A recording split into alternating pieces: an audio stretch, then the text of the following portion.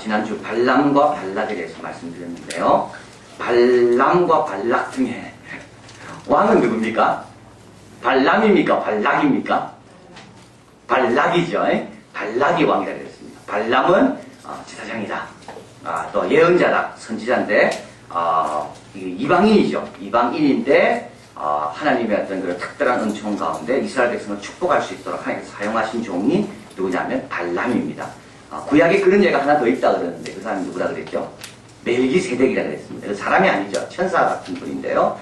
멜기세덱이다. 그래서 아브라함이 전쟁을 하고 돌아올 때 아브라함에게 포도주와 떡을 가지고 아브라함을 축복하고 대접했다. 그래서 아브라함이 그 10분의 1도 멜기세덱에 바쳤습니다.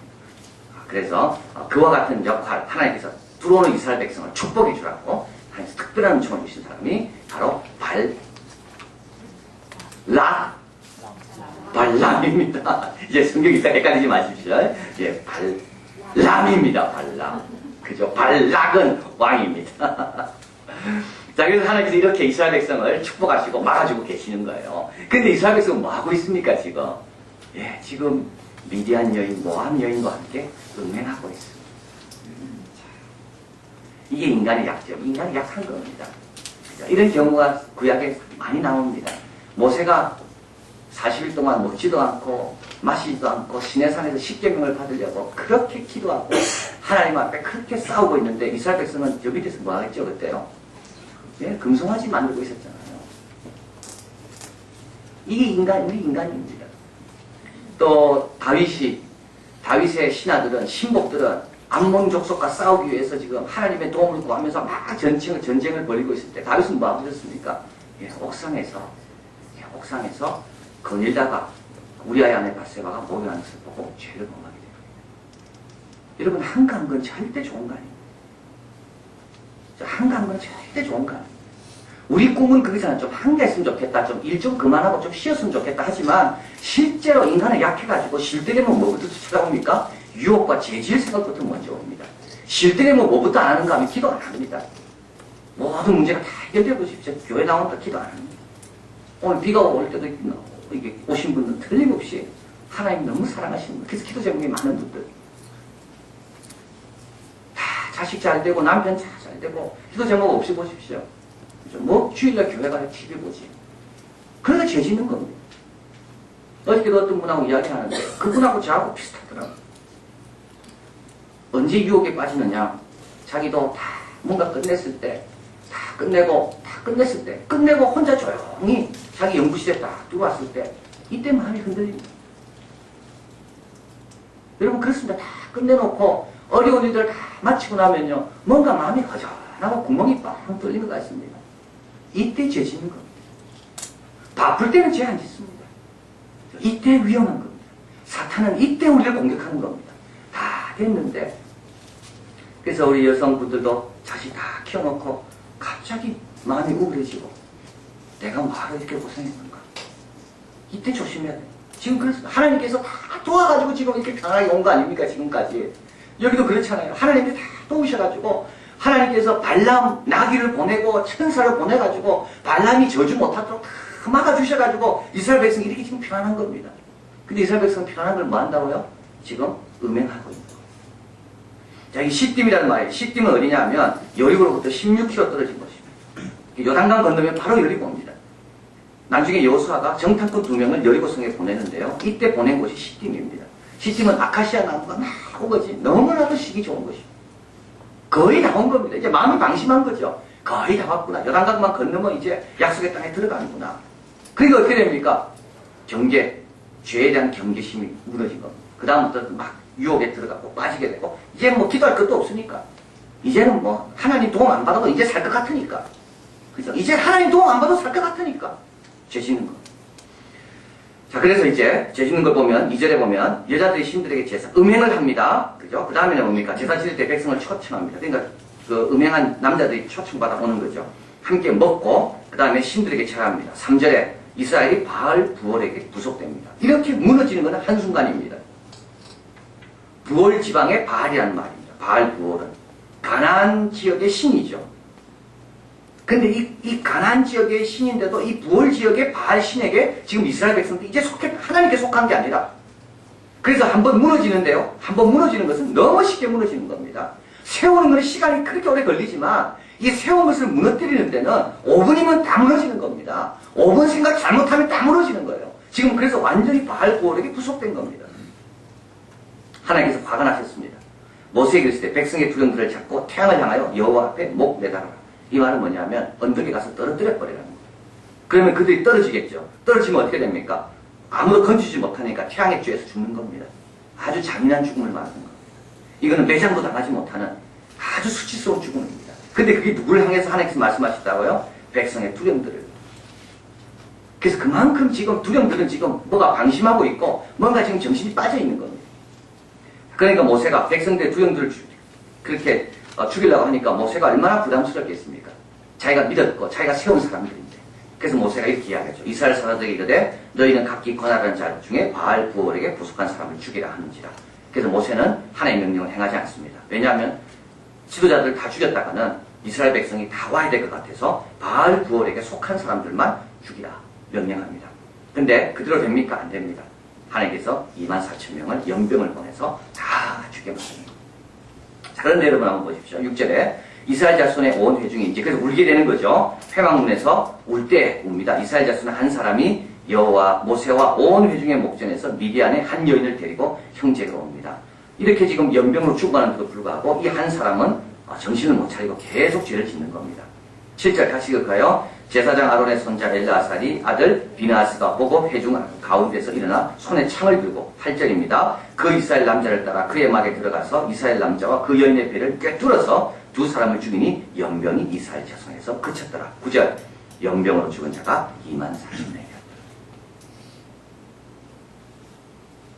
자, 이 사람이 누구냐면 비느하스입니다. 이때 모세도 있었고요. 제사장 엘르아살도 있었습니다. 그런데 이 문제를 누가 해결해 줍니까? 비느하스가 해결해 줍니다. 이게 참으로 중요한 내용입니다. 이게 새 역사를 시작한 이제 26장 가볼까요? 26장 1절에 연병 후에 여호와께서 모세와 제사장 아론의 아들 엘르아살을 일어났을 때 인구소를 다시 합니다. 역사가 26장부터 다시 시작됩니다. 자, 과거의 역사가 있고요. 모세와 엘르아살입니다. 새 역사가 26장부터 시작됩니다. 이 두 역사의 중간에 누가 있냐면 비느하스가 있습니다. 만약에 비느하스가 없었더라면 연병은 계속 퍼져가지고 더 죽었을 겁니다. 그런데 이 비느하스가 갑자기 나타나서 창을 들고 나타났습니다. 대제사장은 사람을 죽이면 안 되고 시체 곁에도 가면 안 되는 거죠. 그런데도 불구하고 하나님의 마음을 품으니까 하나님의 그 진노, 하나님의 진노가 느껴지니까 견딜 수가 없어요. 그래서 모세와 그의 아버지 엘르아살이 있음에도 불구하고 그들이 지켜보는데도 불구하고 이 비느하스가 나타나가지고 죄 짓는 사람을 죽이는 겁니다. 하나님께서 이렇게 이야기하는 거예요. 10절에 여호와께서 모세에게 가라사대 제사장 아론의 손자 엘르아살의 아들 비느하스가 나의 질투심으로 질투하여 이스라엘 자손 중에 나의 노를 돌이켰다. 나의 질투심으로 그들을 진멸하지 않게 했다. 12절 한 번 더 읽을까요? 그러므로 말하라 내가 그에게 나의 평화의 언약을 주리니 그와 그 후손에게 영원한 재산 직분의 언약을 하리라.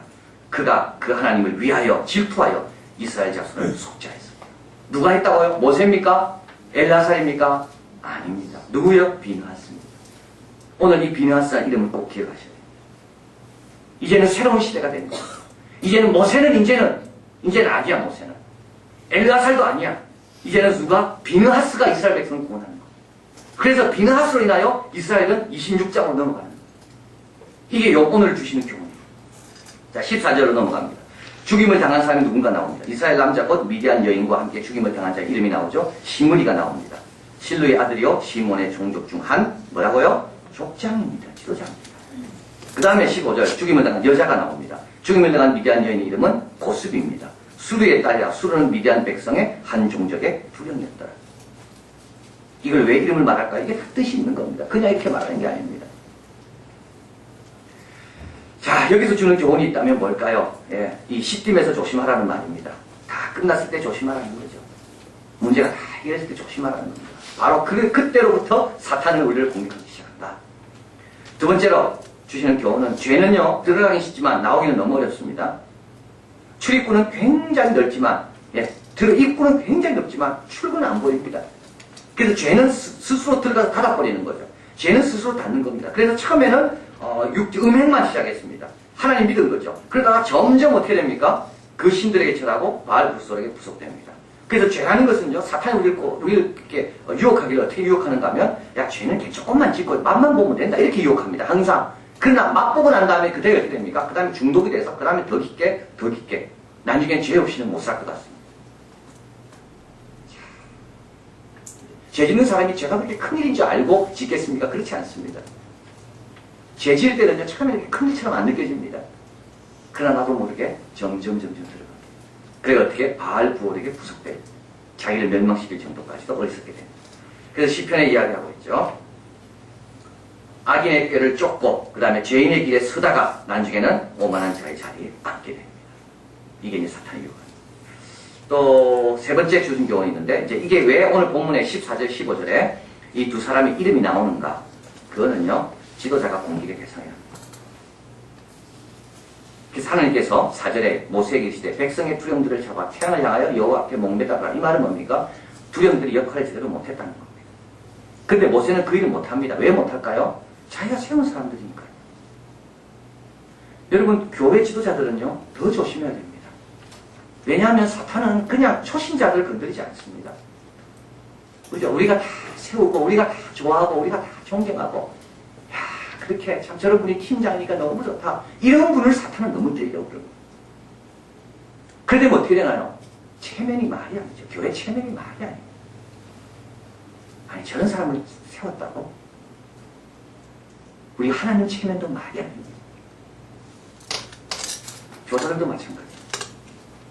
찬양팀도 마찬가지. 남 앞에 서는 사람 다 마찬가지.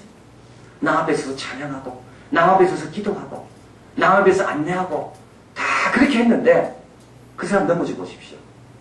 체면이 말이야. 교회 체면이. 그래서 사탄을 누굴 공격한다고요? 지도자를 공격한다. 내가 지도자가 됐다라는 말은 뭡니까? 내가 그만큼 사탄의 공격에 노출된다는 말과 똑같습니다. 자, 그래서 14절에 가보면 죽임을 당한 이스라엘 남자 곧 미디안 여인과 죽임을 당한 자 이름은 시므리니 그 사람이 누구라고요? 족장이라고 되어 있어요. 그래서 이 족장을 넘어뜨리기 위해서 누구를 보냅니까? 15절에 족장의 딸을 보내는 겁니다. 그러니까 아주 훈련되고 아주 세련되고 아주 하여튼 철저하게 미디안 어떤 그 민족의 어떤 그 미디안의 어떤 그 신에 대해서 철저하게 무장된 사람을 보내는 겁니다. 왜냐하면 족장을 넘어뜨리기 위해서. 그래서 두 번째 인구조사할 때 인구가 제일 많이 드는 지파가 있습니다. 누구겠어요? 시므온 지파. 시므온 지파입니다. 시므온 지파. 자, 그래서 엄마 아빠가 죄 짓는 게 더 집에 영향이 큽니다. 아이들이 죄 짓는 거는요, 그 엄마 아빠가 건강하면 그거 고쳐낼 수 있어요. 그러나 엄마 아빠가 무너지면요, 그 집은 다 무너집니다. 아이들이 어떻게 이렇게 세우겠어요? 그래서 사탄은 누굴 공격하겠어요? 아이들 공격하지 않습니다. 엄마 아빠를 공격하지. 엄마 아빠 바쁘게 만드는 거예요. 엄마 아빠 기도 안 하게 만드는 거예요. 엄마 아빠 딴 일로 분주하게 만드는 거예요. 그래서 엄마 아빠 정신없게 만드는 거예요. 그래서 항상 가정도 그렇고 교회도 그렇고 사탄의 공격의 대상은 누구냐? 사탄의 공격의 대상은 지도자입니다. 접니다. 접니다. 제가 무너지면 얼마나 영향이 크겠어요. 제가 그동안 했던 모든 설교, 그동안 했던 모든 기도, 그동안 가르쳤던 모든 것이 다 뭐가 되겠어요? 그래서 사탄은 누굴 공격해요? 우리를 엉망으로 만들려면 지도자를 공격해요. 가정도 마찬가지. 직장도 마찬가지예요. 자, 그래서 내가 일단 높이 올라간다는 말은 뭡니까? 그만큼 사탄의 공격에 내가 노출된다는 것을 우리가 알고 내 삶을 내가 정신 차리지 않으면 하나님 영광 가리고 나도 비참해지고 그리고 나를 믿었던 모든 사람들에게 배신감을 주고 그리고 우리 자녀들에게 아름다운 이름을 못 남겨줘요. 그 여기서 이야기해요. 그래서 사탄은 압니다. 아무나 공격하지 않습니다. 시므온 한 족장 그를 넘어뜨리면 그 족장 따라 죄 짓는 사람이 많아지게 되고 그래서 결국은 몇 명에서 줄어듭니까? 59,000명에서 22,200명으로 반토막이 딱 납니다. 자, 그리고 이제 마지막으로 오늘 본문에서 우리가 기억해야 될 이름이 누구라 그랬죠? 예? 비느하스. 여러분이 아주 이제 이렇게 되면 유식해지는 겁니다. 내 아들이 비느하스가 되게 이렇게 기도하면 다른 사람들이 전부 다 야, 신령한 분이 왔구나 이렇게 생각합니다. 비느하스. 저도 요번에 새롭게 비느하스에 대해서 깨달았어요. 자, 비느하스는 손자죠. 근데 여러분 여기서 질문이 아니었습니까? 왜 모세는 가만히 있었을까? 왜 엘르아살 제사장은 대제사장은 가만히 있었을까? 왜 비느하스가 창을 들고 쫓아와가지고 남의 장막까지 들어가가지고 죄를 짓는 그 현장에 창을 꼽았을까?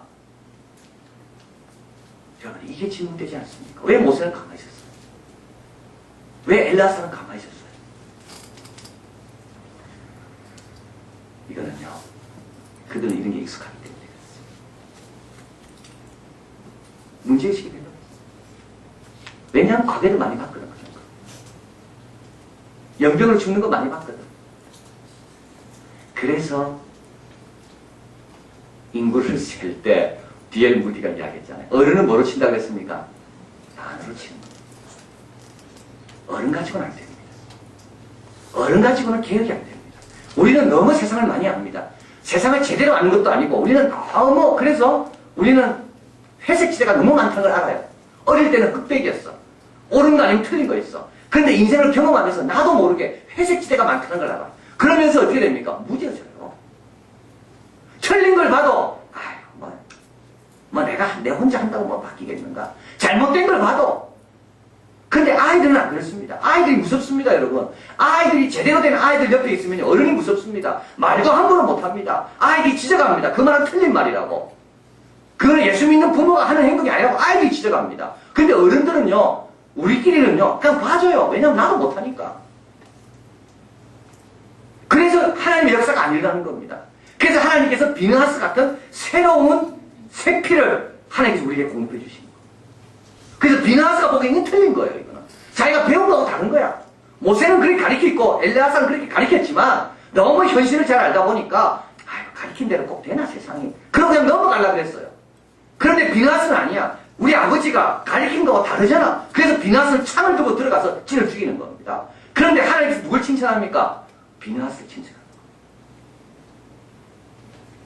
우리 예수님께서 왜 아이들이 내게 오는 걸 막지 마라 하셨는가 하면, 아이들 눈에 보는 게 정확한 겁니다. 어른들은요, 우리 눈은 너무나도 많은 것이 잘못된 것이 많이 쓰여져 있습니다.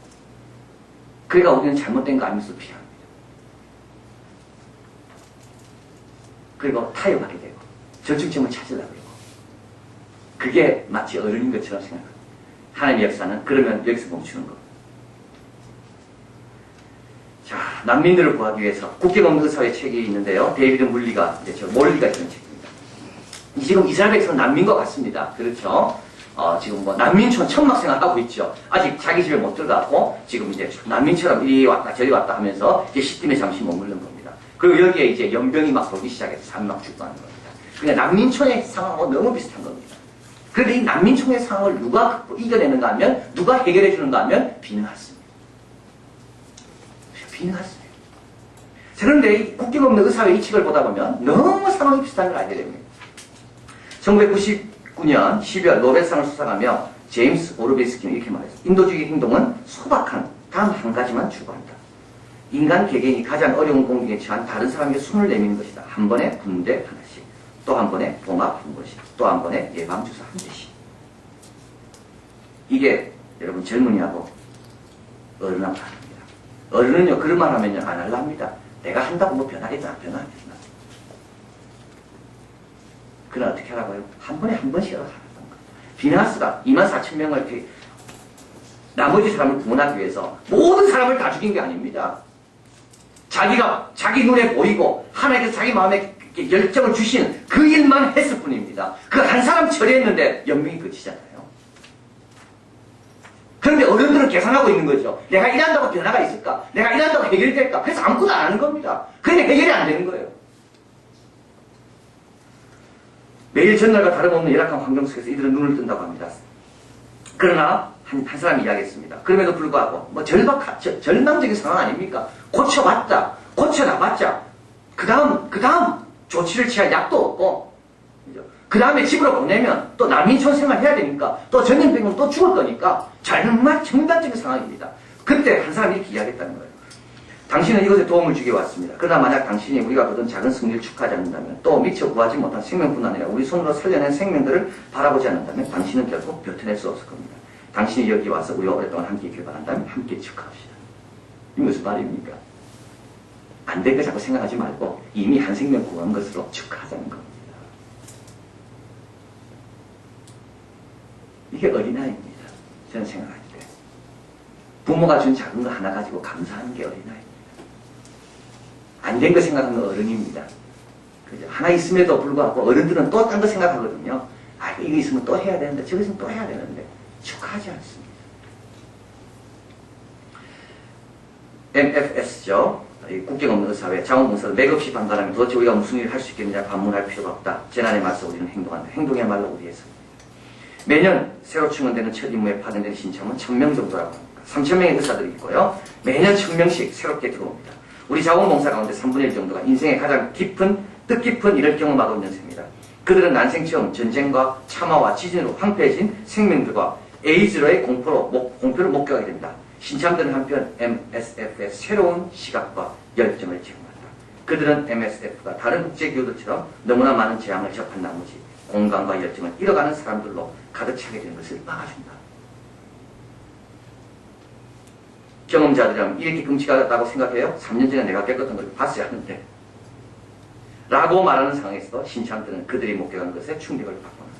신참들은 우리가 처음 임무를 맡았을 때 어떤 느낌이었는지 어떻게 세상을 바꾸어야 싶어했는지를 상기시켜 줌으로써 MSF의 양심이 됩니다. 교회 봉사도 마찬가지입니다. 조심해야 됩니다. 예배도 그렇습니다. 처음 예배 드릴 때 감격이 어느덧 다 사라지고 당연한 것으로 생각하고 그래서 하나님께서 우리에게 누굴 주세요? 새로운 사람들을 보내주시는 겁니다. 여러분 새가족 교회 가면서요 누가 제일 은혜 받는 줄 아십니까? 새가족 교회 가면서 새가족 섬기는 분들이 제일 은혜 받습니다. 그분들은 매일매일 매달 감격이 새롭습니다. 왜냐하면 새가족들이 와가지고 어떻게 이 학교에 왔습니까? 이 학교에서 느끼는 게 뭔가 이런 감정들을 듣다 보면요 정말 그렇구나 정말 감사하구나. 그래서 새가족 교회 하는 분들이 제일 은혜 받습니다. 동영상 틀어드리잖아요. 새가족 보라고. 그럼 동영상 보면서 누가 제일 은혜 받는가 하면 새가족 팀 섬기는 분들이 더 은혜 받습니다. 아, 내가 저때 일본 갔었지. 내 아들이 저때 일본 갔었지. 이러면서 막 은혜 받습니다. 우리에게 지금 그게 필요한 거예요. 그러지 않으면 새 역사를 못 이룹니다. 어느덧 우리는 어른이 돼가지고 좋은 은혜 받아도 아휴 내일이면 또 어떻게 될까 또 걱정하고 있고 우리가 처음 가졌던 열정과 그 열심과 그 양심과 이런 것들은 다 잃어버리고 형식주의로 빠지고 그럼 어떻게 된다고요? 모세와 엘리야사처럼 됩니다. 죽어가도 그냥 가만히 있는 거예요. 능력이 있음에도 불구하고 그 위치에 있음에도 불구하고 가만히 있는 거예요. 그래서 하나님은 우리에게 누굴 보내십니까? 비느하스를 보내십니다. 비느하스. 여러분 그 축구팀 영국의 유명한 맨체스터 유나이티드예요. 네? 유나이티드 맨체스터입니다. MU죠. MU 맨체스터 유나이티드. 여러분 그 팀은 그 팀에 대한 팬들을 확보하기 위해서 청소년 때부터 홍보를 한다고 해요. 왜냐하면 청소년 시기에 브랜드가 각인이 딱 되면 그건 커서도 변하지 않는다는 거예요. 그래서 MU죠. 네, MU는 청소년 때부터. 그래서 MU의 그 자기 로고를 바꿨습니다. 원래 로고는 귀신 나오는 것처럼 도깨비 같은 이런 거였는데 이걸 청소년들이 유해하다 해가지고 이거를 청소년들이 좀 이렇게 호감 가고 청소년들이 교육적으로 좀 유익한 그런 로고로 바꾼 겁니다. 그리고 청소년들에게 계속 마케팅을 하는 겁니다. 그래서 청소년들은 그때 MU의 팬이 되면 평생 MU의 팬이 되는 겁니다. 우리 하나님 나라 우리 2세들을 우리가 어떻게 키우는가? 이게 참 우리의 문제입니다. 비느하스 같은 사람들이 나와야 되는데 이런 사람들을 키워놓으면 모세가 이제 좀 기력이 세하고 모세가 좀 감각이 떨어져도 비느하스가 나타나기 때문에 아무 걱정할 것이 없는데 우리는 지금 비느하스 같은 사람을 키워내는 거야. 교회 가려고 그러면 야 공부해라. 신앙생활 하려면 야 그런 거 하지 마라. 뭐 성교지 가려고 그러면 야 가지 마라. 그래가지고 오히려 나하고 똑같이 만드는 거 아닌가? 여러분 똑같이 만들면 절대 안 됩니다. 애들은 어른과 달라야 됩니다. 어른보다 훨씬 자유로워야 되고 훨씬 창조적이어야 되고 훨씬 더 과감하고 야성이 있어야 됩니다. 그런데 어른들이요 자꾸 아이를 우리가 똑같이 만드는 거예요. 그럼 이런 일이 벌어졌을 때 걔도 팔짱 끼고 있는 거예요. 모세처럼. 엘라사처럼. 빌리그레아 목사님이 이렇게 이야기했다고 해요. 부부간에 싸우는 거, 다 이게 다른 거, 지극히 당연하다. 아주 위로받는 거예요. 만약에 같다면, 부부간에 싸울 일이 하나도 없이 완전히 일치한다면, 그거는 두 사람이 살 필요가 없다는 거. 잘 생각해 보십시오. 두 사람이 완전히 일치하다면요, 하나님이 왜 둘이 하나 되게 했겠습니까? 뭔가 다른 점이 있고, 보완할 것이 있고, 보충해줄 것이 있으니까, 그래서 서로 다르게 좀 이렇게 보완해주고, 좀 챙겨주고, 그러기 위해서 하나님께 둘이 하나 되게 한 거지, 둘이 똑같다면, 하나님께 둘이 하나 되게 안 합니다. 그래서 원래 부부는 다르게 되어 있는 거예요. 아이도 다르게 키워야 돼요. 여러분, 아이 어른처럼 키우면 절대 안 돼요. 아이들은 아이답게, 순수하게, 축복해주고, 기도해주고, 그래, 맞다. 네가 내보다 믿음 좋네. 야, 그래. 너처럼 순수한 믿음은 하나님 너무 기뻐하시겠다. 괜찮다, 괜찮다. 그렇게 가라. 그래서 어떻게 된다고요? 역사가 26장 넘어가는 거예요. 비나스로 인하여. 자, 그래서 오늘 우리 비나스라는 이름을 기억하시면서 우리도 점검해야 됩니다. 나도 모세와 엘라사처럼 어느덧 익숙해져서 감사도 없고 감격도 없는가? 그리고 나는 내 자녀들, 이 세대를 비나스처럼 키우고 있는가? 기도하시겠습니다.